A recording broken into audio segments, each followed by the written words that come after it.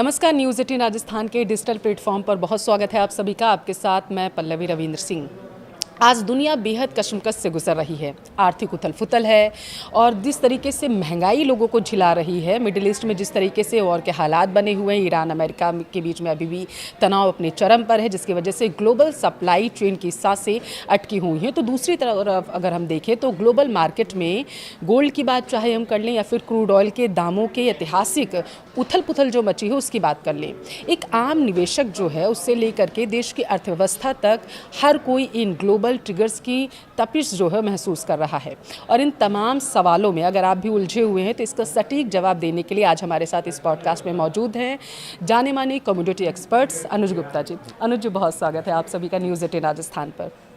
देखिए, अनुज जी हमारे शो में मौजूद हैं और ये आपको बताएंगे कि किस तरीके से सोने चांदी में जिस तरीके से महंगाई देखने को मिल रही है, क्रूड ऑयल के दाम क्यों आगे बढ़ रहे हैं और अभी मिडिल ईस्ट में क्या तनाव बना हुआ है, इस पर अनुज जी अपनी बेबाक राय यहाँ पर रखते हुए नजर आएंगे। अनुज जी, पहला सवाल तो आपसे मेरा यही है कि हाल में सोने चांदी की कीमतों में जो रिकॉर्ड तेज़ी आई है उसको आप किस तरीके से देख रहे हैं? देखिए, अगर हम बात करें गोल्ड सिल्वर की तेज़ी, ये हमने जनवरी के महीने में देखा था, जब उसमें गोल्ड करीबन 1,90,000 तक चला गया था और चांदी करीबन 4,20,000 तक चली गई थी। तो उस टाइम पे हमने देखा था कि एक फोमो क्रिएट हो गया था, फिजिकल जो सप्लाई थी वो क्रंच हो गई थी, जिसकी वजह से हमने एक तेज़ी का ट्रेंड बनते हुए देखा था। इन्वेस्टमेंट डिमांड जो थी वो वहाँ पर आती हुई दिखाई दी थी। उसके बाद हमने देखा गोल्ड सिल्वर के भाव करेक्ट होते हुए दिखाई दिए और पिछले एक महीने से काफ़ी रेंज में ट्रेड करते हुए दिख रहे हैं। हालांकि ऐसे में अगर आप देखेंगे तो गोल्ड ETF की डिमांड बहुत बड़ी है। अगर आप देखेंगे तो चाइना लगातार सेंट्रल बैंक्स खरीदारी कर रहे हैं गोल्ड की, तो गोल्ड की डिमांड जो है वो बढ़ती हुई नजर आई है।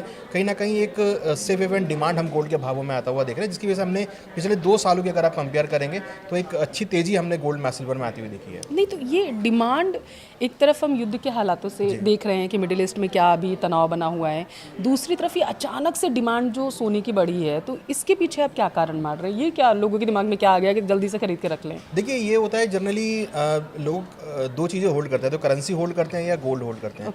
वॉर की वजह से करेंसी डेप्रिशिएट हुई है, तो लोगों को लगता है कि वॉर की वजह से करेंसी को आप ले जा नहीं सकते, करेंसी को आप होल्ड नहीं कर सकते, और क्योंकि करेंसी डेप्रिशिएट हो रही है तो ऐसे में लोग जो हैं जनरली सेफ हेवन एसेट को होल्ड करते हैं। तो ऐसे में क्रूड जो गोल्ड है वो सबसे पहले आता है। हालांकि क्रूड भी सेफ हेवन एसेट होता है, बट उसको होल्ड करना मुश्किल होता है, तो इसलिए लोग गोल्ड को होल्ड करते हैं, जिससे कि उसको अगर वो कहीं पर भी शिफ्ट होते हैं तो उसको ईजिली यूज़ कर सकते हैं। तो as a investment, as a safe again uncertainty और एज अ इन्वेस्टमेंट के तौर पे लोग गोल्ड को बाय करते हैं। तो आप कहना चाहते हैं कि इस वक्त जो सोना है वो लोगों के लिए सेफ पॉइंट बना हुआ है, लोग सोच रहे हैं कि अभी इसको स्टॉक करके इसका रख लेते हैं ताकि आगे हमारे काम आएगा? बिल्कुल। देखिए, अगर कोई भी अनसर्टेनिटी होती है उसके बाद मान लीजिए अगर कोई शिफ्ट कर रहा है अपना एक कंट्री से दूसरी कंट्री में, तो उसको गोल्ड ले आना ईजी होता है, तो उसको वहाँ जाकर वो यूज़ कर सकता है। करेंसी उतनी जल्दी वो ले आ नहीं सकता, तो इसलिए गोल्ड लोग होल्ड करते हैं एक लंबी अवधि के पर्सपेक्टिव के लिए, कि वहाँ पर उनको इन्वेस्टमेंट भी मिलता है और अगर कोई अनसर्टेनिटी होती है तो उसका ही बेनिफिट मिलता है।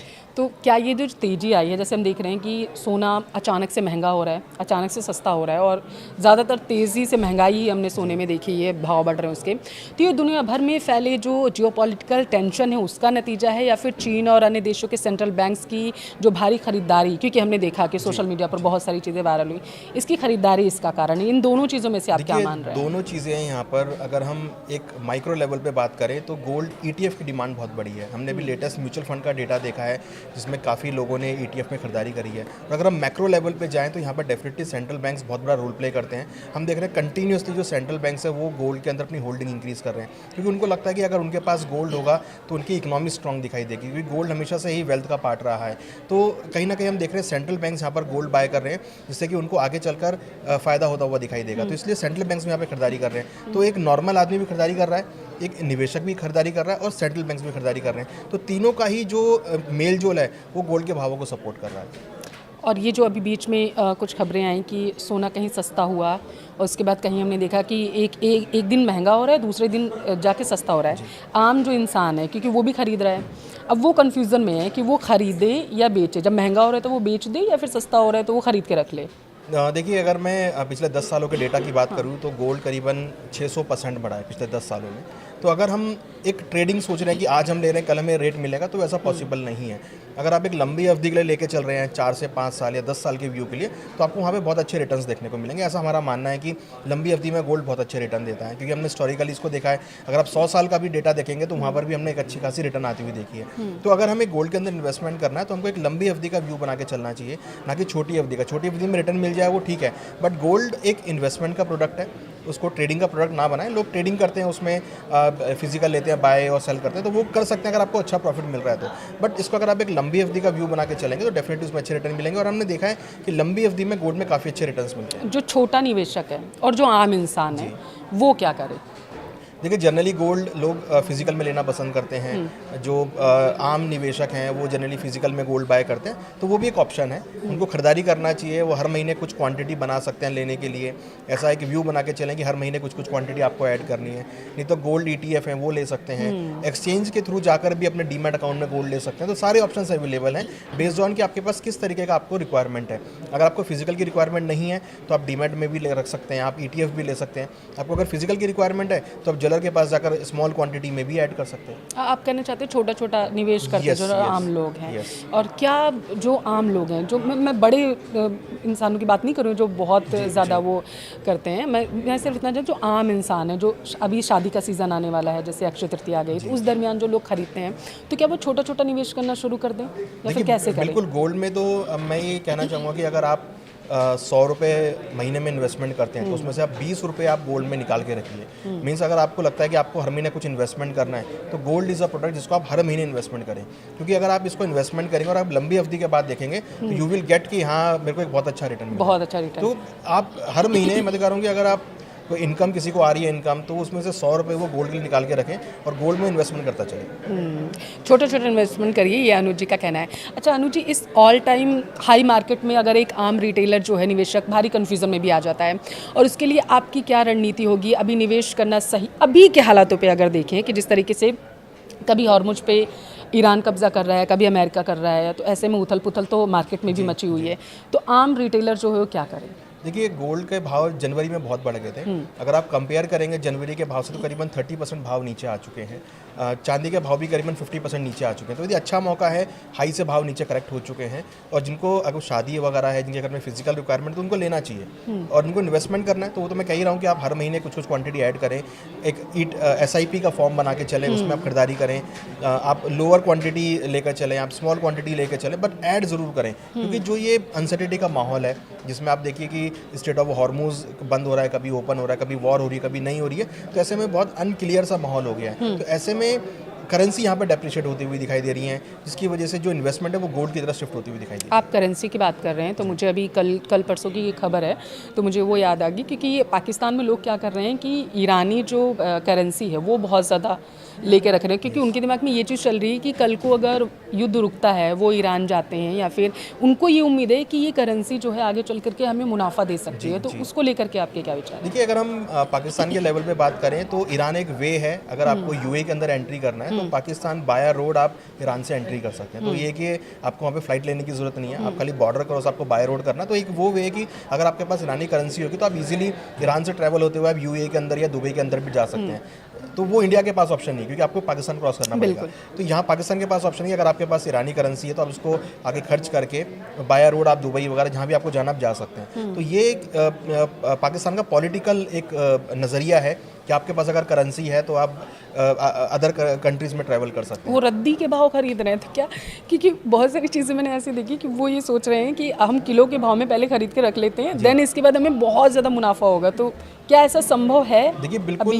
देखिए, उनका एक व्यू है। उनका व्यू मुझे लगता है कि शायद इस वजह से है कि उनको लग रहा है कि अगर ये वॉर रुकेगी तो ईरान एक नई पावर आके निकलेगा, या ईरान के अंदर बहुत अच्छी ग्रोथ देखने को मिलेगी, या अगर अमेरिका ईरान के ऊपर आता है तो अमेरिका वहाँ पर कुछ डेवलपमेंट्स करेगा। तो उनका ये नज़रिया है कि अगर ईरान जो US है वो अगर ईरान को कब्जा में ले लेता है तो US वहाँ पर बहुत अच्छे डेवलपमेंट करेगा, जिससे कि ईरान की वैल्यू बढ़ेगी, ईरान की करेंसी इंक्रीज़ होगी, तो वो भी काफ़ी सस्ते दामों में मिल रही है, इसलिए वो वहाँ पर इन्वेस्टमेंट करते हैं। तो क्या इस बात की भी संभावनाएं हैं कि जैसे आप बोल रहे हैं युद्ध जब रुकेगा और चीज़ें आगे बढ़ेंगी और अमेरिका वहाँ पे इन्वेस्टमेंट करता है, बहुत सारी चीज़ें होंगी, तो क्या ये भी तो संभावना हो सकती है ना कि संभवतः ईरान अपनी करेंसी ही चेंज कर दे? ऐसी पॉसिबिलिटीज़ हैं? नहीं, देखिए ऐसी पॉसिबिलिटी तो नहीं है, क्योंकि ऐसी इकोनॉमीज़ नहीं करती हैं, क्योंकि ऑलरेडी उनके बहुत सारे फंड्स, उनकी फेडरल रिजर्व के फंड, उनके सेंट्रल बैंक्स के फंड, उनकी इन्वेस्टमेंट्स सब उस करेंसी में होती है। तो करेंसी नहीं चेंज कर सकते, हालांकि उसको डिनोमिनेशन में चेंज कुछ कर सकते हैं, बट करेंसी चेंज नहीं होगा, ऐसा अभी तक तो नहीं हुआ है। ठीक है, तो ये समझ की बात होगी, क्योंकि बहुत सारी चीज़ें सोशल मीडिया पर वायरल हो रही थी। मुझे लग रहा है अब क्लियर जो है लोगों को मैसेज मिल चुका होगा। अनुज जी, अमेरिकी फेडरल रिजर्व की अगर हम बात करें, ब्याज दरों में कटौती को लेकर के बात करें, जो अनिश्चितता बनी हुई है, और सोने की कीमतों की दिशा आखिर इस तरीके से अगर देखें तो कैसे तय होती है कि आज महंगा होगा, कल सस्ता हो जाएगा? ये कोई क्या फिक्स होता है क्या कहीं से? फिक्स कुछ नहीं, देखिए डिमांड सप्लाई के ऊपर एक ये डिपेंड होता है, प्लस यूएस के डेटा के ऊपर बहुत डिपेंड होता है ये, प्लस लोगों का अपना नज़रिया है, तेजी मंदी जो करते हैं, जो ज्वेलर्स होते हैं, on basis of physical demand. अभी हमने अक्षय तृतीया देखा, आया था पीछे, तो यार लोगों ने वहाँ पे जम के खरीदारी करी, तो वहाँ पे गोल्ड के भाव तेज हो गए। तो और आगे फिर हम देखेंगे, आगे फेस्टिवल सीजन स्टार्ट होगा, तो शादियों का सीज़न का डिमांड है, वो सब चीज़ें यहाँ पे डिपेंड होती हैं। जहाँ तक फेडरल रिजर्व की बात है, इंटरेस्ट रेट पर बहुत कुछ डिपेंड होता है। जैसे हम देख रहे हैं कि क्रूड के भाव बहुत बढ़ गए हैं, क्रूड के भाव बढ़ने की वजह से इन्फ्लेशन इंक्रीज होता है, और जनरली ऐसे में सेंट्रल बैंक्स इंटरेस्ट रेट कटौती नहीं करते हैं, वो इंटरेस्ट रेट का तो स्टेबल रखेंगे या फिर बढ़ा देंगे, क्योंकि उनको इन्फ्लेशन को मैनेज करना है। तो यहाँ हमने देखा कि अगर आप पिछले 2-3 महीनों में देखेंगे तो किसी भी सेंट्रल बैंक ने, इवन आरबीआई ने भी इंटरेस्ट रेट कट नहीं करे, उन्होंने स्टेबल रखे हैं। वो अभी वॉच करना चाह रहे हैं कि भाई आगे इन्फ्लेशन कैसा रहता है। अगर क्रूड के भाव बढ़ेंगे, इन्फ्लेशन बढ़ेगा, तो वो शायद मॉनेटरी टाइटनिंग करेंगे, मीन्स इंटरेस्ट रेट में आगे वो बढ़ाते हुए नजर आएंगे। तो उसकी वजह से क्या होगा कि जो लोगों का पैसा है वो सारा बैंक्स में आना चालू हो जाएगा। तो ये एक जो कंसर्न है वो गोल्ड के प्राइसेस को डिपेंड करता है।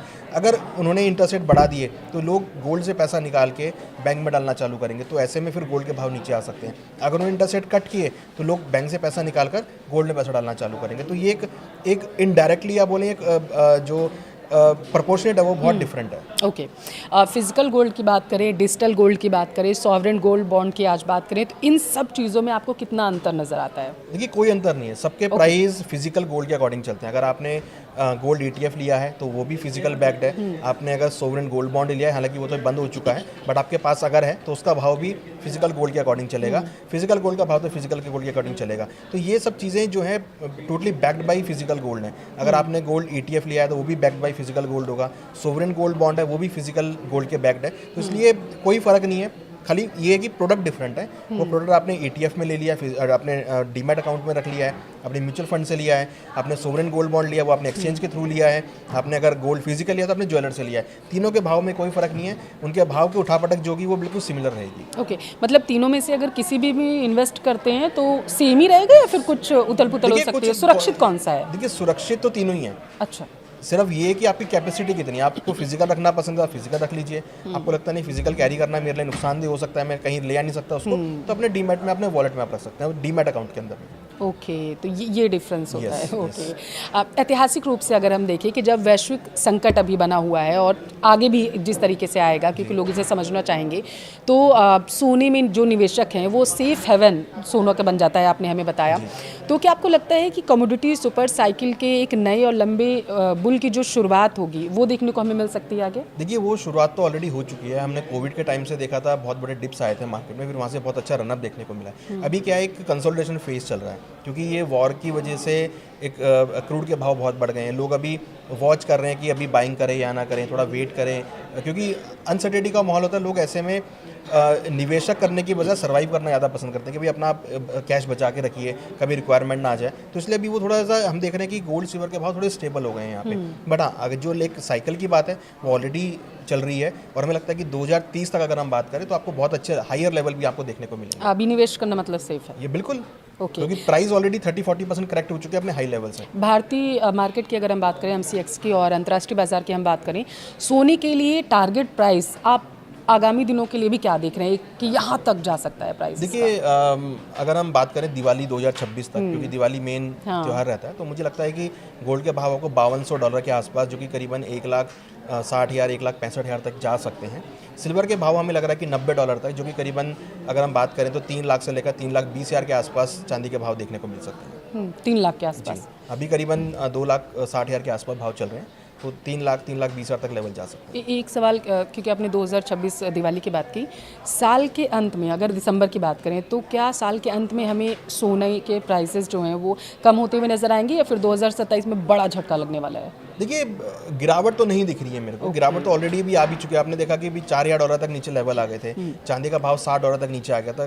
गोल्ड का भाव करीबन 1,28,000 तक नीचे आ गए थे। वहाँ से वापस जंप लेते हुए नजर आए हैं। तो जो भी डिप आएगा, अगर वो डिप आया भी तो फिर वहाँ पर आपको एक अच्छी रिकवरी बहुत स्पीड से आती हुई दिखाई देगी। तो मुझे नहीं लगता कि कोई बड़ी गिरावट जो है आपको गोल्ड सिल्वर में देखने को मिलेगी। अगर आती भी है तो वो एक बाइंग अपॉर्चुनिटी होगी, जिसको हमको एक बाइंग अपॉर्चुनिटी के तरीके से देखना चाहिए। मतलब आप कहना चाहते हैं कि जो रिटेल हैं, निवेशक हैं, वो जो इंतज़ार कर रहे हैं कि सोने के दाम कम हो तब जाएंगे, उनको इंतज़ार क्या लंबा करना पड़ सकता है? देखिए इंतज़ार अगर आप कर रहे हैं तो हो सकता है कि फिर आप बाई नहीं कर पाएंगे। फिर आप एक फोमो वाली गाड़ी में चलेंगे कि मैं नहीं ले पाया, मैं नहीं पाया। तो इसलिए आई एम सेइंग कि आप एक महीने का टारगेट बना के चले कि मेरे को 10 रुपये इन्वेस्टमेंट करने हैं या 20 रुपये इन्वेस्टमेंट करने हैं, तो आप स्मॉल क्वांटिटी में लेके चलें। तो उसका बेनिफिट ये होगा कि मान लीजिए अगर कोई बड़ी गिरावट आई भी तब भी आप उसमें बाय करेंगे।